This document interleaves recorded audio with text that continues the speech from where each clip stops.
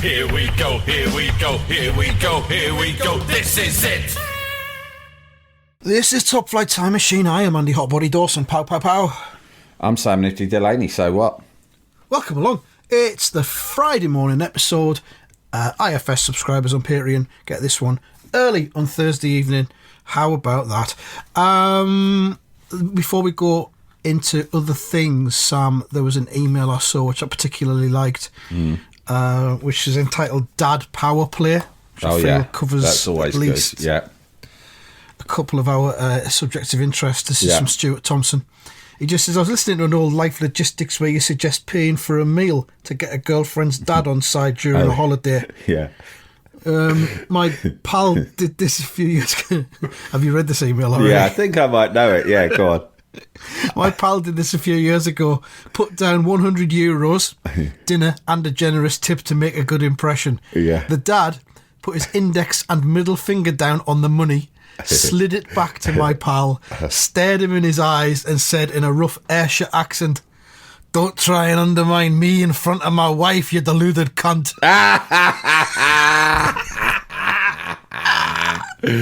Whoa. Incredible. Fucking hell. Was this on holiday or just in a normal... On holiday. Oh. The next line in the email, the last line, says 10 more days of the most awkward holiday ever followed. Fucking hell. That is enormous. That's a colossal story. It is, isn't it? Fucking hell. What about the dad? I mean, look, the lad who's done it, I don't know how old he was, but, you know, it could have gone either way. I don't think it was. I can't sit here and go, that was a mistake, right? Yeah. Because he didn't know the dad was going to respond like that, right? No. I would say that if you're going to do it, looking at a situation like that, it's still you shouldn't. If there's any young lads listening, right, you just go. I think it's always good. You can do it in a way that's humble. If you fucking try and enlarge it and you whack out your credit card and chuck it in the middle, right, then you've got a high chance of fucking off a dad, right? But if you say like this, listen, I'm not trying to be flash. I'm really appreciative that you've let me come on holiday. I would love to pay for this meal. Exactly. Yeah. It would mean a lot to me if I could just pay for this meal. It's just my way. It's just a gesture. And then you even make a joke and go, note that I've chosen the evening where some people haven't had starters, right? Because then you're self-deprecating. But I don't know how this kid went about it, but if you just get out a fucking wad of cash, right? a wad of drachma. I'm really into recently just referencing old European currencies because drachma, pesetas, it's funny. Yeah. Get out your fucking pesetas, right? Deutschmarks. And whack your fucking pesetas out on my table, you wee cunt. Right? There's a risk, and even then, if you do it, not everyone's going to react that way. But fuck me. That is a big... The dad, he's called him a deluded cunt. And I mean, you're completely right. Go on. He's used his index and middle finger. I can picture that. It was nicely written email. Because you just say, that's threatening to me in a very subtle way. Do you know what I mean? Like you say, there's got to be a bit of to and fro. You've got to kind of just test the waters. And say, please let me pay for this one. Yeah, before you get the exactly. Money. It sounds like he's just, the bills come, he's pulled out 100 and just put them down. He might have licked his thumb and started peeling off some notes from a larger wedge that he's just withdrawn at the fucking Bureau de Change at the fucking Athens airport, mate. And then reclined back in his seat with his hands behind his head.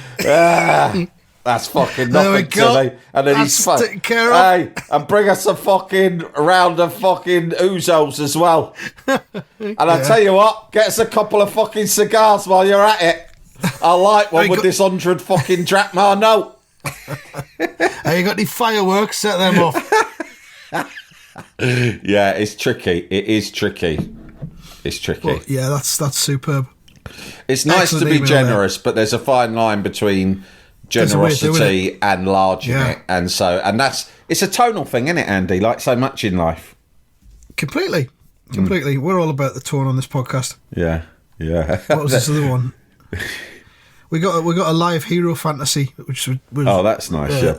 Sent to us from Richard, age 35 and 8/12. I just caught myself mid-hero fantasy, if you're interested. We're always interested in hero fantasy. I'm on a bus home and a car from the opposite side of the road swerved in front of us. This then opened my mind to seeing the car coming towards us with no chance of avoiding a crash, with me running to the front of the bus to pull the attractive woman sitting... not sure about this. Oh no, it's not to gone pull weird. the attractive woman sitting behind the driver from the crash. She kisses me in front of the bus crowd, and I'm a legend for it. Yeah, it's a good. It's a good hero fantasy. It's not the best hero fantasy. It's a hero fantasy. It's a hero fantasy. It's a good one. See, I like a certain amount in my own hero fantasies, which I indulge in, not daily, but I'd have at least one a week, right? I usually have to have a small amount of realism, right? I'm not full Ken Loach, right? Yeah. But I have to have a small amount of realism in order to make it more thrilling. So in my version, forgive me for rewriting that hero fantasy, she wouldn't have kissed me there and then. It would have, but it would have been the start of something. Yeah. That would have evolved maybe days, who knows, maybe hours later after the event. I don't know whether the attractive woman sitting behind the driver was actually on the bus at the time. If she was, then he's just using that as a bit of a fantasy about copping off with a woman who's on the bus. If she wasn't there, and he's imagined an attractive woman in this hero fantasy, it's still a bit... Yeah. Hero fantasies don't always have to end with you getting the girl. I've had hero fantasies where I've saved a group of friends using kung fu, and the whole thing. And I don't want to brag about it afterwards because that's not my style. But unfortunately for me, a modest and private person, it has been caught on CCTV, and the news shows got hold of it, and it has been played out on national news repeatedly. Yeah, a hero fantasy can end any kind of way. It could end in you being gifted a controlling share in a local quarry. Yeah, that would be brilliant. Denouement. Do you know what the ultimate, though? I think the real classic of the genre, hero fantasy ending, is this. For me, my best ones ever since childhood and still to this day end with there's a huge ceremony, right, in a massive auditorium. I walk to amphitheatre. My name is called out in an amphitheatre. I walk up onto stage, right? Yeah. Fucking Princess Leia's there, and she's got a gold medallion on a red ribbon, right? Yeah. She winks at me, right? I bow my head. She puts it round my neck. Fucking Chewbacca, C-3PO, and R2-D2, they're all fucking there, and they're clapping. Right, well, obviously R2-D2's not clapping, he can't, but he's rocking from side to side, and everyone just goes fucking bananas, right? And that's it. Basically, my main hero fantasy denouement is the final scene of Star Wars A New Hope. Princess Leia leans over, puts the medal on you, whispers in your ear, "I'll see you later on, and get this, I've had it off with my brother, so I'm into some weird shit." I'm kinky as fuck. Yeah, that's how all the best hero fantasies end, with the medal ceremony. Get in touch. Don't tell us your hero fantasy itself. Tell us your dream ending to a hero fantasy. Dream ending to a hero fantasy. Yeah. Oh, talking of fantasies, do you remember a young chap who I shouldn't name him, probably have in the past, but if I do, I regret it. But there's a young chap who goes to school with my nephew, who has the catchphrase, "and then I did a backflip." Do I ever remember? Yes. Well, I haven't had any news from him in a while, but got a text in the week from my sister-in-law to the group thing saying, "Got news.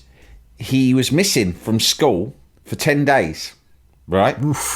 When he came back, he was asked, "Where were you?" He said, "I was ill." And they said, "What was the matter?" And he said, "I had a heart attack." This kid's 8. No, 9. In what? He had a heart attack, and he had open heart surgery, which cost £100,000 Whoa. in the 10 He days paid for since it? he's been gone. I don't know whether he's. I mean, I'm assuming his dad's a millionaire. Yeah, must be. But yeah, all I said was, did he do a backflip after the I was gonna say, surgery? is he still able to do a backflip as a result of it? Is he still backflip able? It's amazing, though, isn't it? 9-year-old schoolboy had a heart attack and had £100,000 worth of open heart surgery, and then was back at his desk in 10 days. 10 days. Fucking what a story! Does he have any scars or anything you can show off to the? They to the haven't kids, seen. or? I'll ask them when I see my nephew. What I like is that my nephew must be really mature for his age, because he nods and accepts it all. He doesn't do that thing that I would have done when I was that age. Go, shut up, that's bollocks, right? Yeah. And neither does he fall for it. He just goes, oh yeah. He does what you or I would do and asks more questions to sort of get more lies out of him. And then he just smiles, accepts it, and then he goes home and tells his mum and dad. And then they text me. We put it on a podcast. Yeah. Amazing. What a world. Don't give him the validation he craves. That's really good. There was another. What was another one? Rhinestone Cowboy moment. Oh yeah. This is from Asa Wyatt, aged 40 and 1 month. And it's a broken biscuit box. The first picture he sent's incredibly small, and I can't really make it out. Yeah, I saw this one. I thought, But it you know, seems I looked. to be- I took one look. I said, no, that picture's too small for me. Too small. It's broken biscuit assortment, 1,300 grams. That's a lot of broken biscuits. And I don't know exactly where you get them from, but he just sent in a picture of some that he received. And they're all perfectly intact. A wide assortment of biscuit. Not a single broken biscuit. He said, hit the jackpot with chocolate malted milks as well. So maybe they don't normally put them in. I actually gathered my family around. They weren't as impressed as me, but I thought worthy of bragging on social media. And it was a Facebook post that he put. But yeah, it looks like an excellent range of biscuits. I was actually going to send you, talking of sweet treats, my mum brought, it was my birthday yesterday, and my mum brought Happy me birthday. round. Thanks, mate. He brought me, by the way, listeners, Andy's already wished me happy birthday by text. Yeah, that was just performative for the podcast. Yeah, it was, but it's nice either way. I'll take it. I'm just going to send you a picture of the cake. My mum made a cake, and there's about, Nice. I'd say there's over half of it left. So I overindulged on my birthday, as you know, of course you should do. But then the next day, You should always take the day off for your birthday. yeah, I did that. I had a really nice day. Went up the park to look at some flowers. Good. Any Up at particular Richmond- kind? Yeah, they're I've forgotten what they're called now, but up at Richmond Park, which is quite near where I live, there's a part of it, like a fenced off part of it. It's an enormous park, and it's called Isabella Plantation, right? Right. And it's fenced off, but you know it's free to go into. And every year at springtime, you can go when it's in bloom, and it's been planted in. It's quite wild, but it's got the most incredible array of vividly colourful flowers that certainly I've ever seen up close. And it's really worth a trip. I'm trying to remember what the names of the flowers are. I nearly said chrysanthemums, but I think that's just the name of a flower that I wanted to say. They're very elaborate name of flowers, yeah. It's not important, but as long as they were nice. No, and but you people enjoyed who them. are into flowers, they'll like to hear the name of What it. percentage of our listenership do you think are heavily into flowers? I don't know. We should do some questions. We should send out more questionnaires, because then we can get we can give more data to our advertisers. Yeah. There's a lot of bluebells. Just tweet us azaleas on Twitter. It's If azaleas, you are mate. heavily into flowers, just tweet us on Twitter and just say, I am heavily into flowers. That's all you need to say. There are azaleas. Right. There are bluebells, which obviously are quite common this time of year. And what else is there? Yeah, I think azaleas is the main thing. You're looking at a lot of pinks, purples, fuchsias, those kind of colours. Lovely. Anyway, it's well worth a trip if you're anywhere near this part of the world. And I decided to make it my little day out trip. I went up there with my good wife and the dog, and that was nice. Anyway, in the afternoon I had a cake, and it was so up your street, mate. I'm going to send it to you, in fact, now. Okay. it's a really good quality cake. It was pretty simple, but the amount of cream in it. Oh my god! I'll send it to you in its current state, and we'll get your live reaction. Okay, I've sent it to you now. That is how it is at the moment. It's sitting on the side. Sam Delaney, I sent a photo. Message alert. This is live cake reaction. Oh, look at that! Look at the amount of cream, mate. Wow, that's a big fucking chunk of cream, and that is with a layer of jam underneath it. Yeah, raspberry jam. Just a plain Victoria sponge with a dusting of ice and sugar on top. Nothing too fancy. On there too. Although she does wrap it in the same claret and blue ribbons every year, which I think is a nice touch. Lovely so that stuff. was good. Jalapeño. Here's a brief but annoying message to let you know that you wouldn't be hearing this brief but annoying message if you were a subscriber to our Iron Filing Society Patreon offering. For the price of a pint and a St Clement's each month, you can get up to 4 episodes a week, 9 months before the rest of the world gets them. Early access to regular episodes, lots of other marvellous benefits, and there's absolutely no adverts or brief but annoying messages like this that will get right on your tits. Find out more and subscribe now at tftimemachine.com/ironfilings. Jalapeño. Jalapeño. But I tell you what I did when I got in from looking at the flowers. I watched a film that we've had on DVD for a while, and I thought, here's the perfect opportunity because my kids didn't want to watch it. So me and my good wife watched a film called Soul Power. Now, it's a documentary, right? You'll be familiar with the classic boxing documentary When We Were Kings, right? Yeah. Which is brilliant. Oh, yeah. Right? So When We Were Kings is about the rumble in the jungle in Zaire in 1974 when Ali fought Foreman. And it must be about 25 years ago now, they released a cinematic release of a fantastic documentary about the whole event, right? And it was wonderful and won all sorts of awards. But quite a number of years later, they released a sort of almost like a sister film called Soul Power, because at the same time, it was Don King, obviously, who set up the Rumble in the Jungle. And there were really good reasons behind it as well, because they thought, hang on a minute, we are, Africa isn't getting a fucking look in on anything from the sport or entertainment industry, right? And it was a black promoter and 2 black fighters, and they wanted to, get a bit of love and a bit of money and a bit of attention and awareness over to Africa.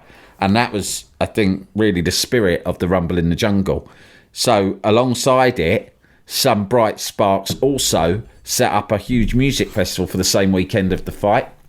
And it was a combination of the biggest US stars, right? Headliner James Brown, and some of the greatest African musical stars of the time as well, right? It's briefly shown in When We Were Kings, aren't it? Yes, there are bits of James Brown in When We Were Kings. Well, this is an amazing film. It is amazing. The music, obviously, is fantastic, right? You see this, and but there are great sundry characters as well, like people who aren't famous, but are just like the people who work on the show behind the scenes, producers, just the people who are rigging up the lights and stuff like that. There's an awful stiff Lampard who is British, right? And he's the representative. He's the representative of the investors, right? So there's obviously some sort of merchant bank or some sort of fucking investor, right, who's put a load of money. And the people who are actually setting it up and promoting it are a bunch of like sort of New York hippies, right? Who are like really funny and good guys, right? But they've got this fucking ball-ache guy, right, who's over there in a suit, in a really, like, uncomfortable-looking suit. And he's British, and he looks like someone who... do you remember those guys in The Rise and Fall of Reginald Perrin, the ones who go, great, super, right? He looks like one of them. But he's more of a cunt than them. And he's just on the case. And this thing is like, obviously, as you'd expect, it's a load of music industry people throwing together a fucking music festival in Zaire in 1974. They're off their tits and all the rest of it. And there's this one guy strutting around going, well, where the bloody hell are these lights we've been waiting for? This is completely unacceptable, and they were supposed to be here days ago. Oh, I'm afraid the investors are not going to be happy about this. I'm going to have to tell them about it. So that's a little subtext to it. But there's a million and one great bits, a million and one great characters, not least Ali and obviously James Brown, who are two of the most brilliant men of all time, but also two of the maddest men of all time. And there are several scenes with both of them, and this is very fly on the wall stuff as well. So it's a real privilege. It's not like you're watching Michael Parkinson. You're just seeing like fucking Ali and James Brown hanging about with each other, like in a cafe, waiting for like fucking everything hell. to get going. But there's this one scene, right? Because Bill Withers is there as well, right? And there's this one scene the day after they've all turned up. They all turn up on, loads of them turn up on the same plane. And they all got, like, sort of can't believe they're there. They're just having such a laugh. Most of them have never even been to, like, Africa before. And there's this scene the next morning. There's press everywhere. Western media and, of course, African media, all there filming, taking photos all the time. They can't believe it's happening. And they're sat outside this fucking cafe, right? And around this table, and I mean a scruffy cafe, plastic table, right? Around this table are Muhammad Ali, Bill Withers, Don King, right? And some other bloke who I don't know the identity of, right? Who's having a sort of a weird kind of argument with Muhammad Ali, right? On some quite deep shit about whether black men are truly free or not, right? And Muhammad Ali's saying they're not. But this is not staged. This isn't like a chat show. This is like the camera is back and you're sort of just like listening in and watching on something that's just happened. They're kind of unaware of the cameras. And Ali's getting the ump with this bloke. And this bloke's sort of winding him up. But it's sort of all good-natured. But the funny thing about it is you're sitting there and you're thinking, fucking hell. Don King, who's a man who's always got his eyes on the main chance anyway, is just sitting there like in all his Don King get-up, just with a massive grin on his face, looking delighted that this is all happening. But in the middle of them all, right, is Bill Withers, who's sat there, right? He's gigantic, Bill Withers, right? And he's got no shirt on, right? This is the morning. And he's sat squished on this table between Muhammad Ali and Don King and this other guy. And this sort of deep cultural political debate's going on. And he sat there, right, bare-chested with a big gold chain on, just fucking devouring a steak for breakfast that someone's just served him. And he's just stuffing his face. And he has got genuinely no fucking interest whatsoever on what they're talking about or what's going on around him. He's not getting involved at all. Ali a couple of times tries to involve him and he's just like, don't bring me into it. I'm eating my fucking steak. So what's this thing? You all right there, Bill? All right, lovely day. Oh, am I? Good bit of fucking steak, this. Have you had this? Hey, Mohammed, have you had this steak? Fucking do yourself a favour.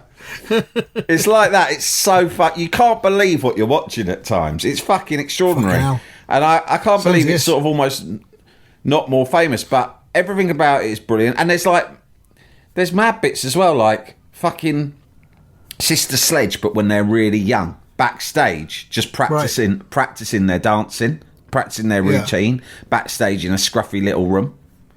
BB King's there.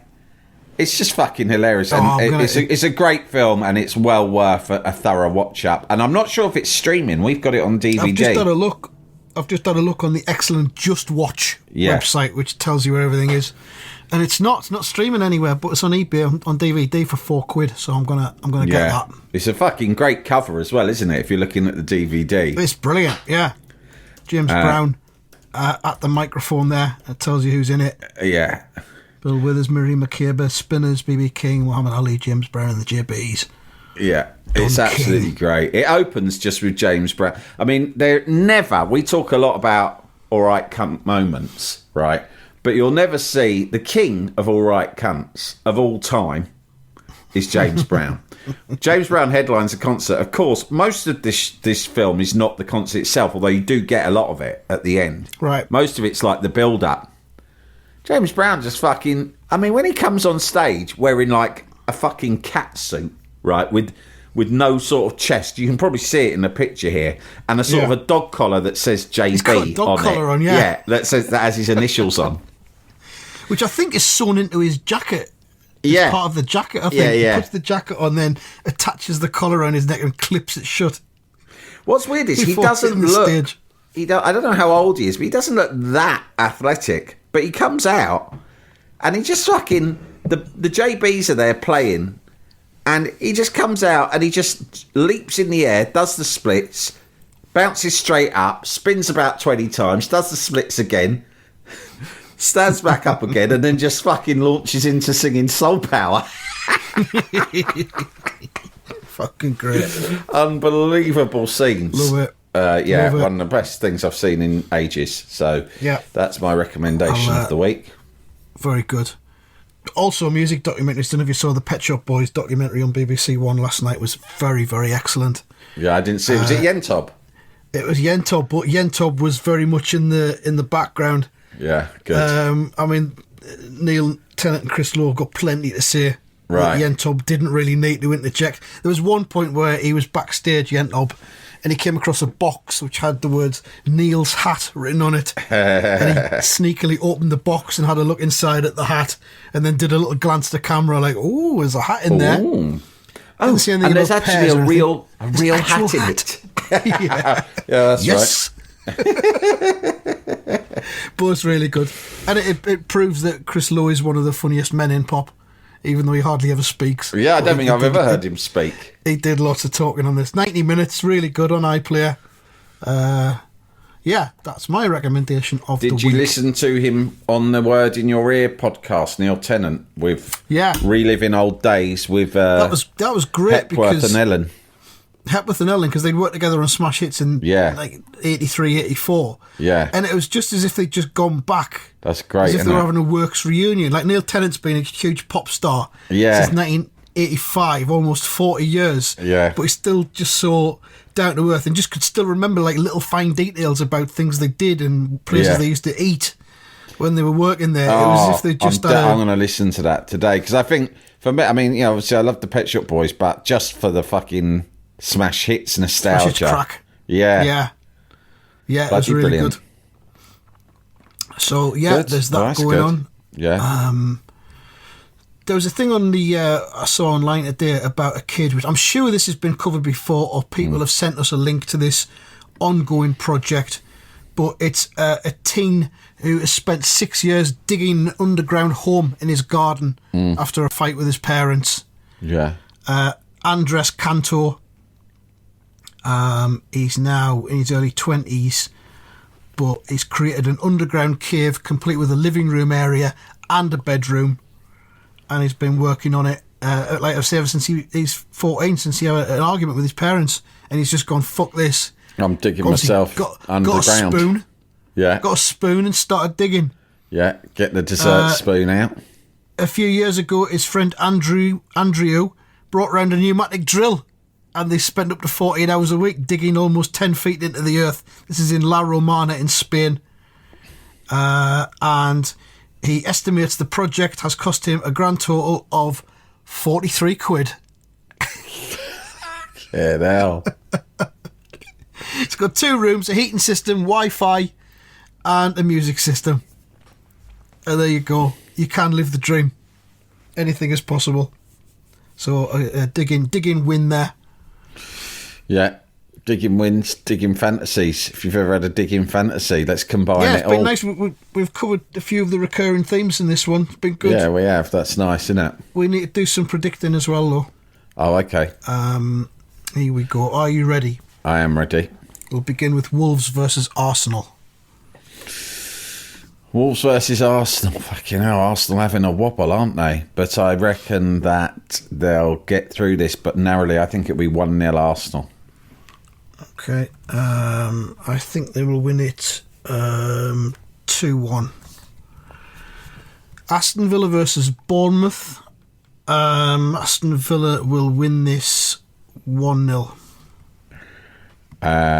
I'll say 2-0 to Aston Villa.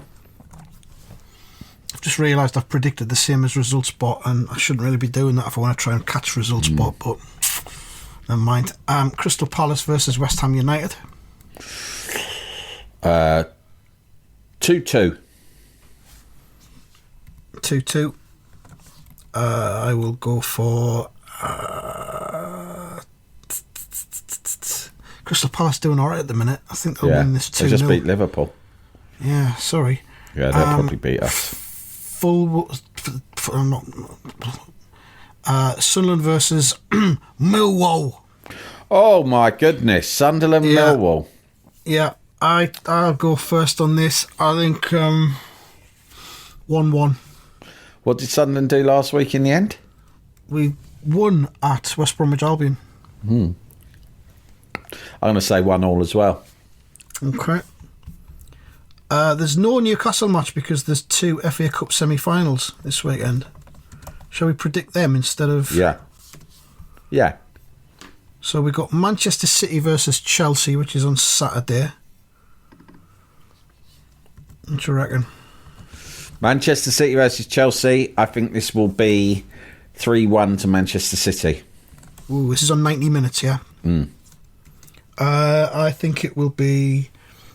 I'll go 4-1 Manchester City. Wow. I like to see the Chelsea players arguing over who took a penalty the other night. Did you see that? Wasn't that fun? They had a little fight with each other, which is fun. Fucking hell. Unbelievable. Well, they were like 4-0 up or something at the time, weren't they? Yeah, Fucking hell. it sort of revealed quite a lot about their struggles, didn't it? It did, yeah. Coventry versus Man United's the other one. I think Manchester United will win that 2-0. Yeah. I think that Coventry are going to win this 2-1. Come on, the Sky Blues. Get in there. Come on, Cov. What about that? All right, then. It's at That's Wembley, pretty isn't it? much I reckon all these fucking Coventry fans are going to fill it out and they'll be so much more excited to be there than the United fans. And it'll be massive. And I've just got a feeling that they might do it. You never know. Saturday, I will be at Sheffield at the snooker for the first session of the World Championships. Managed to get a couple of tickets for the first one. That's exciting. Defending champion Luca Brassel's going to be playing. So yeah, that's 10 a.m. Saturday morning, Sheffield. Bring it on. I hope you have a nice time. I in my supporting news, I got a dartboard for my birthday and I'm about to put it up in the Vita Modular this afternoon. Oh, what about that? Yeah. Game changer. And I got some darts with some West Ham flights. Hey! Oh, we're going to be having matches against each other live on the YouTube for the IFS Turbo. The Vita Modular is... I don't think I'm going to have regulation distance. I don't. I think it's going to be close, but it's all right because I'll mainly be playing with Len and he'll be starting out. So I think for now it won't be too close. I'm going to do a measure up in a minute. So I think it's 7 foot 9 inches, the regulation length. Yeah, actually, that might be about right. I might be able to just squeeze it in. I might have to perch on the edge of this podcasting desk and throw the dart from that. Brilliant. Yeah. All right, then that's it. Unless there's anything else you want to mention? No, that's it. Yeah, that's enough. And in fact, that's that. That is that.